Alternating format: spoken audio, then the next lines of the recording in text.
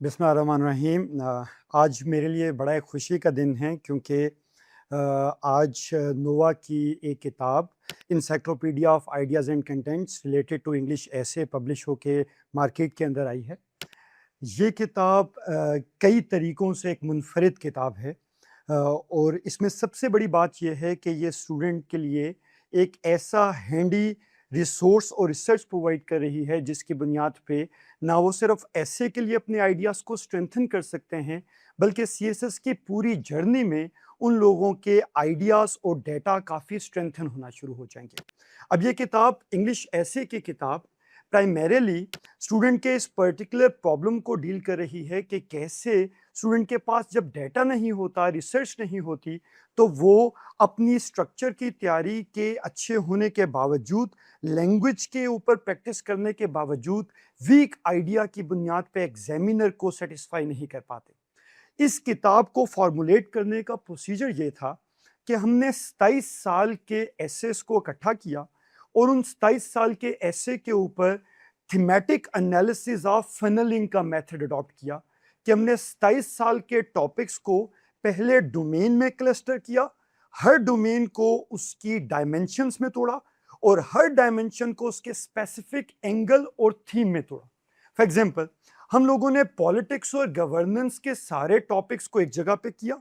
फिर उन टॉपिक्स में देखा कि पॉलिटिक्स और गवर्नेंस को एग्जामिनर ऐसे के पेपर में किस किस डायमेंशन से पूछ रहा है। फॉर एग्जांपल, पॉलिटिक्स और गवर्नेंस के अंदर एक डायमेंशन है crisis of governance and need for reforms, और फिर हमने हर डायमेंशन को स्पेसिफिकली एंगल यानी थीम से देखने की कोशिश की कि वो फिर क्राइसिस ऑफ गवर्नेंस के अंदर नीड फॉर रिफॉर्म्स की बात कर रहा है, या मिसमैनेजमेंट और लैक ऑफ डिसिप्लिन की बात कर रहा है, या नेशनल इंटीग्रेशन एंड नेशनलिज्म के एंगल से बातचीत कर रहे हैं। फिर हमने हर थीम के ऊपर 15 कॉमन आइडियाज को इकट्ठा किया जो उस थीम के किसी भी टॉपिक के ऊपर लगाए जा सकते हैं। फॉर एग्जांपल, एक थीम है जो पॉलिटिक्स और गवर्नेंस के डोमेन में फॉल करेगा और वो है lack of discipline and mismanagement. तो इसके कई कॉमन आइडियाज हो सकते हैं, जैसे कि एब्सेंस ऑफ पॉलिटिकल विल, जैसे कि कल्चर ऑफ इम्प्यूनिटी, जैसे कि पैट्रनेज एंड नेपोटिज्म। तो हमने हर पोटेंशियल आइडिया को ब्रीफली एक्सप्लेन किया। फिर उसके बाद हम लोगों ने कुछ academic unique research oriented concepts उठाए, जैसे कि पोलीआर्ची क्या होता है, जैसे कि पीटर प्रिंसिपल ऑफ गवर्नेंस क्या होता है, और उसके बाद हम लोगों ने रीसेंट आर्टिकल्स में हर थीम के ऊपर जो पोटेंशियल पॉइंट्स आर्ग्यू किए गए हैं या एक्सपोजिटरी डिस्कोर्स से लिखे गए हैं, हमने उन 15 पॉइंट्स को इकट्ठा किया। मीनिंग दैट हमने हर थीम पे 15 कॉमन पॉइंट्स, 15 एकेडमिक पॉइंट्स और 15 जर्नलिस्टिक एक्सट्रैक्ट्स को इकट्ठा किया। अब इन पॉइंट्स को जब आप अपने बॉडी पैराग्राफ में आर्ग्यू करेंगे तो आपको कुछ एविडेंसेस चाहिए होंगे। तो हमने हर थीम के ऊपर तकरीबन 40 से 50 पॉइंट्स की एक रिपोजिटरी इकट्ठी की, जिसमें हमने हर थीम के साथ कुछ बुक्स को रेफर किया, कुछ केपीआईज को रेफर किया, कुछ इंस्टीट्यूशनल रिपोर्ट्स को रेफर किया, कुछ थ्योरीज और फ्रेमवर्क्स को रेफर किया, कुछ इवेंट्स को रेफर किया और कुछ कोटेबल वॉइसेस और उनकी कोटेशंस को रेफर किया। तो ये किताब हर थीम,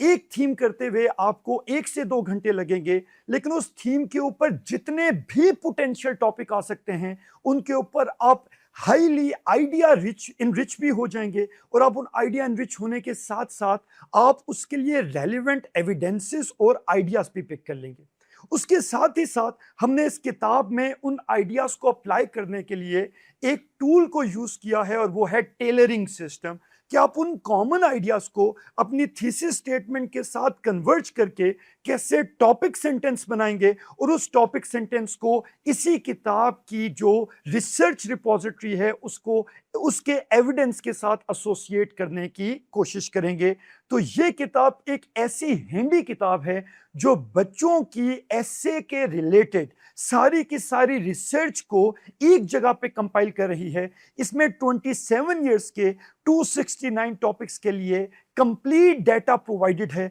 और इसके अंदर एक डायरेक्शनल गाइडलाइन भी दी गई है कि कैसे इन्हीं थीम से जब एग्जामिनर कोई भी ऐसे बनाएगा तो आपको पहले से ही आइडियाज होंगे और आपकी ब्रेनस्टॉर्मिंग का प्रोसेस बहुत ही आसान हो जाएगा।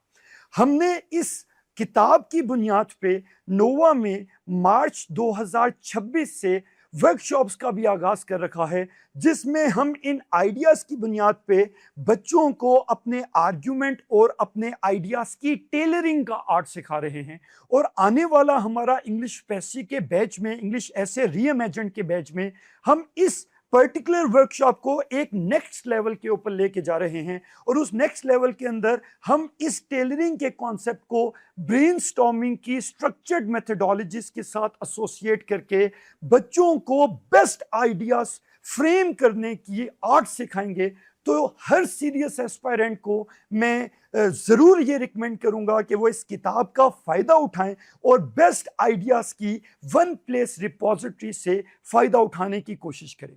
एग्जामिनर रिपोर्ट जर्नली कहती है कि बच्चे सब स्टैंडर्ड किताबों से ऐसे पढ़ते हैं और वो उन सब स्टैंडर्ड किताबों के एसेस को रिप्रोड्यूस करने की कोशिश करते हैं। ये किताब आर्ट ऑफ द गेम को इंटायरली चेंज कर रहा है। इसमें कोई ऐसे मौजूद नहीं है, लेकिन ऐसे के आइडियाज सारे के सारे मौजूद हैं और उन आइडियाज को हर बच्चा कैसे यूनिक अंदाज से फ्रेम कर सकता है, यूज कर सकता है, वो डिटेल में मौजूद है। तो हर बच्चा इन आइडियाज का फायदा उठाएगा, लेकिन हर बच्चे की जो आर्ग्यूमेंटेशन और एक्सपोजिशन रिलेटेड टू आइडिया है वो डिफरेंट होगी। तो आप बेस्ट आइडियाज को अपने तरीके से एग्जाम में फ्रेम कर सकते हैं। और हमने इस किताब के हर एंगल में कुछ पावर ग्लॉसरीज या स्नैप आइडियाज को भी इंट्रोड्यूस किया है, और वो पावर ग्लॉसरी और स्नैप आइडियाज पेपर की सुबह आपकी फ्लूइड मेमोरी को इन्फ्लुएंस करने के लिए और रैपिड रिवीजन करने के लिए यूज होगा।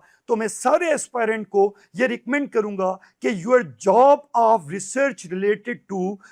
essay paper is already been structured into this particular repository. I would recommend all कि वो इस किताब का ज्यादा से ज्यादा फायदा उठाएं और इस किताब को फर्दर कैसे इंप्रूव किया जा सकता है हम लोगों को उसका फीडबैक भी दें, और इसके वर्कशॉप्स और इसके जो डेडिकेटेड वर्कशॉप्स हमने डिजाइन किए हैं उन वर्कशॉप्स के जरिए इस रिपोजिटरी से मैक्सिमम बेनिफिट अचीव करने की कोशिश करें। I wish you all very best of luck for your CSS and PMS attempt.